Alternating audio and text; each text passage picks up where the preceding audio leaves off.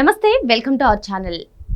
ఆంధ్రప్రదేశ్లో ప్రస్తుతం ఒక న్యూస్ వైరల్గా మారింది. ఏంటి ఆ న్యూస్ అని చూసుకున్నట్లయితే, ప్రస్తుత ఐటీ విద్యాశాఖ మంత్రి అయినటువంటి నారా లోకేష్ గారికి ఆంధ్రప్రదేశ్ మాజీ ముఖ్యమంత్రి వైసీపీ అధినేత జగన్మోహన్ రెడ్డికి ఇదే తేడా అంటూ సోషల్ మీడియాలో కానివ్వండి, లేదంటే పలు న్యూస్ అయితే ప్రస్తుతం ట్రెండింగ్, అదేవిధంగా వైరల్ అవుతున్నాయి.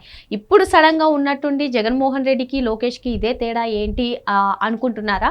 ఒకసారి మనం విశ్లేషణ చేసుకున్నట్లయితే, కూటమి ప్రభుత్వం అధికారంలోకి వచ్చి సంవత్సరం పూర్తవుతుంది. మరి జగన్మోహన్ రెడ్డి కానివ్వండి, వైసీపీ కీలక నేతలందరూ కానివ్వండి, కూటమి ప్రభుత్వం అధికారంలోకి వచ్చే సంవత్సరం అవుతున్నా వాళ్ళు అసలు ప్రజా సమస్యలు పట్టించుకోవట్లేదు. సూపర్ 6 అంటూ అధికారంలోకి వచ్చారు. మరి సూపర్ 6 హామీలని అమలుపరచట్లేదు, ఏ ఒక్క హామీని కూడా అమలుపరచట్లేదు అంటూ విమర్శలు చేస్తున్నారు తప్పిస్తే, 2019లో 151 సీట్లు వచ్చిన వైసీపీకి ఏదైతే 151 సీట్లు వచ్చాయో, మరి 2024లో 11 సీట్లకి ఎందుకు పరిమితం అయ్యారో ఒక్కసారి అయినా ఆలోచించారా అనే ప్రశ్నకు లేనే లేదని చెప్పి అందరూ, అటు రాజకీయ విశ్లేషకులు కానివ్వండి, అందరూ కూడా ఇదే సమాధానం చెప్తున్నారు. మరి వైసీపీ నేతల ప్రవర్తన తీరుని చూస్తే కూడా అసలు వాళ్ళు 11కి ఎందుకు పరిమితం అయ్యారో కూడా ఆలోచన సమీక్షణ జరపట్లేదని మనం చెప్పుకోవచ్చు. మరి ఇది ఎప్పటి నుంచో నడుస్తుంది కదా, మరి ఇప్పుడు లోకేష్ గారికి జగన్మోహన్ రెడ్డికి తేడా ఏంటి అనుకుంటున్నారా? లోకేష్ గారు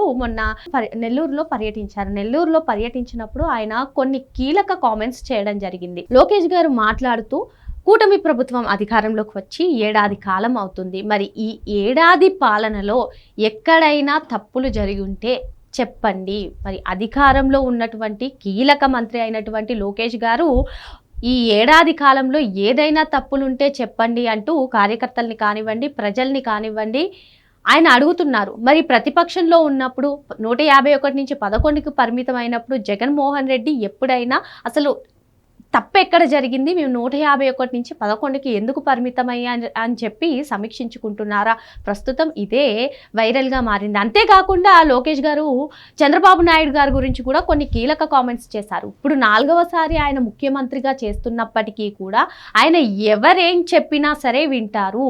పాలన పైన కానివ్వండి, లేదు అంటే ఇంకే విషయం పైన కానివ్వండి, మీరు ఏదైనా చెప్పాలనుకుంటే చెప్పండి, ఆయన వింటారు అంటూ కూడా కామెంట్స్ చేశారు. మరి నిజంగా ఒక వ్యక్తికైనా వ్యవస్థకైనా సరే తప్పులు ఎక్కడ చేశారో తెలిస్తే వాళ్ళు పరిణితి చెంది అసలు తప్పు జరిగింది ఐడెంటిఫై చేసుకుని ముందుకు వెళ్ళడానికి చూస్తుంటాం. కానీ జగన్మోహన్ రెడ్డి గారు కానివ్వండి, వైసీపీ నుంచి ఏ నేత అయినా ఇప్పుడు కొత్తగా వచ్చిన ఎమ్మెల్యేలు కూడా అసలు ఎందుకు మేము అసెంబ్లీకి వెళ్ళట్లేదు అని కానివ్వండి, లేదంటే 2019లో 151 నుంచి ఇప్పుడు 11కి ఎందుకు పడిపోయామని చెప్పి అసలు వాళ్ళు సమీక్షించుకుంటున్న ప్రస్తావనే లేదని మనం చెప్పుకోవచ్చు. ఇంకా లోకేష్ గారి విషయానికి వస్తే, అధికారం ఉండి ఈ సంవత్సరం పాటు ఏమైనా తప్పులు జరిగాయా అని ప్రశ్నించడానికి కూడా అందరూ విమర్శకులు సైతం ఆయన్ని ప్రశంసిస్తున్నారు. ఎందుకంటే ఇదే లోకేష్ గారు మంగళగిరిలో ఎంత ఘోరంగా ఓడిపోయారో అందరికీ తెలిసిందే. అప్పుడు వైసీపీ వాళ్ళు కూడా ఆయన్ని ఏ విధంగా ట్రోల్ చేశారో అందరికీ తెలిసిందే. మరి ఆయన ఓడిపోయిన విధానాన్నే కానివ్వండి, వ్యక్తిత్వ హననానికి పాల్పడుతూ ఇప్పుడు అధికారంలోకి వచ్చిన తర్వాత కూడా ఎడ్యుకేషన్ మినిస్టర్గా పనిచేయరు, అసలు ఐటీ శాఖ మంత్రిగా అసలు పరిశ్రమలు తీసుకురావట్లేదు అంటూ ఇప్పటికీ కూడా ఆయన పైన విమర్శలు చేస్తూనే ఉన్న నేపథ్యం తప్పిస్తే, వాళ్ళు ఎందుకు 11కి పరిమితం అయ్యారని మాత్రం వాళ్ళు సమీక్షించుకోవట్లేదు అని చెప్పి పలువురు అయితే చెప్తున్నారు. మరి మొత్తానికి లోకేష్ గారు చేసినటువంటి ఈ కామెంట్స్ ఏవైతే, ఏడాది కాలంలో ఏదైనా తప్పులుంటే చెప్పండి, గతంలో లాగా తప్పులు చేయదలుచుకోలేదు, అసలు మేము సుపరిపాలనే అందించాలనుకుంటున్నాము, ఆంధ్రప్రదేశ్ని టాప్ 1లో ప్రపంచంలోనే టెక్నికల్గా కానివ్వండి, ఏఐ పరంగా కానివ్వండి ముందుకు తీసుకెళ్దామనే దృష్టితో మేము ఉన్నామని చెప్పి లోకేష్ గారు చెప్పడం జరిగింది. ఇంకా చంద్రబాబు గారి విషయానికి వస్తే, ఆయన 4వసారి ముఖ్యమంత్రి అయినప్పటికీ కూడా ఎవరేం చెప్పినా సరే వింటారు అని కూడా లోకేష్ గారు చెప్పడం జరిగింది. మరి జగన్మోహన్ రెడ్డికి సంబంధించి ఇంకో అంశం పైన కూడా ఇప్పుడు చర్చ నడుస్తుంది. అదేంటని చూసుకున్నట్లయితే, ఇప్పుడు అధికారంలో ఉండి లోకేష్ గారు ఏదైతే అడిగారో 5 ఏళ్ల పాటు 2019 నుంచి 2024 వరకు కూడా జగన్మోహన్ రెడ్డి సీఎంగా ఉన్నప్పుడు ఎప్పుడైనా సరే ఇటువంటి క్వశ్చన్ రేస్ చేశారా అంటే, ఇటువంటి క్వశ్చన్స్ ఎందుకు అడిగారు, ఆయన పైన ఎప్పుడు ఆయన అసలు నెగిటివ్గానే మాట్లాడించుకోలేదు. అసలు నెగిటివ్గా మాట్లాడితే వాళ్ళకి పార్టీ నుంచి సస్పెన్షన్స్, పార్టీ నుంచి వెలివేతలు ఉన్నాయి తప్పిస్తే, మరి ఈ విధంగా ఆయన ఎప్పుడూ కూడా సమీక్షించుకోలేదు. అది కూడా పాలన పైన ఎప్పుడూ కూడా ఆయన దృష్టి పెట్టలేదు. ఆయన ఎప్పుడు బటన్లు నొక్కడం దీనికే పరిమితం అయ్యారని చెప్పి పలువురు అయితే చెప్తున్నారు.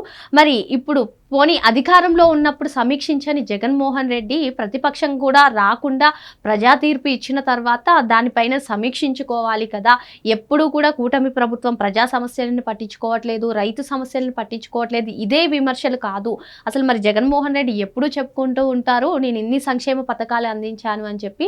మరి ఇన్ని సంక్షేమ పథకాలు అందించినప్పుడు ఎందుకు అంత ఘోరంగా ఓడిపోయారు, ఎందుకు అసలు 11 సీట్లకే పరిమితమయ్యారు అని చెప్పి ఆలోచించుకునే దాఖలాలే లేవని చెప్పి మరికొందరు అంటున్నారు. మరి మొత్తానికి అధికారంలో ఉన్నప్పుడు పాలన ఏ విధంగా ఉందో సమీక్షించుకోలేదు, అధికారం కోల్పోయిన తర్వాత అసలు అధికారం ఎందుకు కోల్పోయామో సమీక్షించుకోలేదు. ఇవన్నీ ఒక ఎత్తు అయితే, ఇప్పుడు ఏదైతే వైసీపీ నేతలు మహిళల గురించి మాట్లాడుతున్నారో, కూటమి ప్రభుత్వం అధికారంలోకి వచ్చిన తర్వాత మహిళలకు రక్షణ లేదు, అఘాయిత్యాలు పెరిగిపోయాయి అంటున్నారో, మరి వారే ఒకసారి ఆత్మ పరిశీలన చేసుకోవాలి. ఎందుకంటే ఈ మధ్యకాలంలో వైసీపీ నేతలందరూ కానివ్వండి, లేదంటే జగన్మోహన్ రెడ్డికి ఎవరు సపోర్ట్ చేస్తారో వాళ్ళందరూ కూడా మహిళల వ్యక్తిత్వ హననానికి పాల్పడుతూ మాట్లాడుతున్నారని చెప్పి, ఈ విధంగానే ఇంకా కంటిన్యూ అయితే మాత్రం ఆ పార్టీ అసలు మనుగడలోకే ఉండదని చెప్పి కొందరు విశ్లేషిస్తున్నారు. మరి నిన్న చూసుకున్నట్లయితే నల్లపురెడ్డి ప్రసన్న కుమార్ రెడ్డి గారు కూడా వేమూరి ప్రశాంత్ రెడ్డి గారిని ఉద్దేశించి మాట్లాడినటువంటి మాటలు చాలా అసలు వ్యక్తిత్వ హననానికి పాల్పడినట్టు, సభ్య సమాజం తలదించుకునే విధంగా ఉన్నట్టు ఉన్నాయని చెప్పి పలువురైతే చెప్తున్నారు. మరి మొత్తానికి పార్టీ గురించి, పార్టీ విషయాల గురించి జగన్మోహన్ రెడ్డి ఇప్పటికైనా ఫోకస్ పెట్టాలి. ఎప్పుడు కూడా కూటమి పైన విమర్శలు చేయడమే కాదు, కూటమి ప్రజల్లో సంక్షేమం అందిస్తూ అభివృద్ధి చేస్తూ ముందుకు వెళుతుంది. ఇంకా లోకేష్ గారు కానివ్వండి, చంద్రబాబు నాయుడు గారు కానివ్వండి, పవన్ కళ్యాణ్ గారు కానివ్వండి, వీళ్ళందరూ కూడా వాళ్ళ పనితీరుని సమీక్షించుకుంటున్నారు. వాళ్ళ పనితీరునే కాకుండా ఎమ్మెల్యేలు ఎంపీలతో కూడా ఎప్పటికప్పుడు సమీక్షలు నిర్వహించుకుంటూ రాష్ట్రాన్ని ఏ విధంగా అభివృద్ధి చేయాలి, ఎమ్మెల్యేలు ఎంపీలందరూ కూడా ప్రజల్లో ఏ విధంగా మమేకమై ఉండాలి అంటూ ఒక ప్లాన్ తో వాళ్ళు ముందుకు వెళ్తున్నారని, మరి వీళ్ళని చూసైనా సరే జగన్మోహన్ రెడ్డి నేర్చుకోవాలని చెప్పి మరికొందరు అయితే చెప్తున్నారు. మరి మొత్తానికి ఇదండి జగన్మోహన్ రెడ్డికి లోకేష్ గారికి ఉన్న తేడా అంటూ కొందరైతే విశ్లేషిస్తున్నారు. మరి మరో అంశంతో మళ్ళీ కలుద్దాం. సబ్స్క్రైబ్ అవ్వ ఛానల్.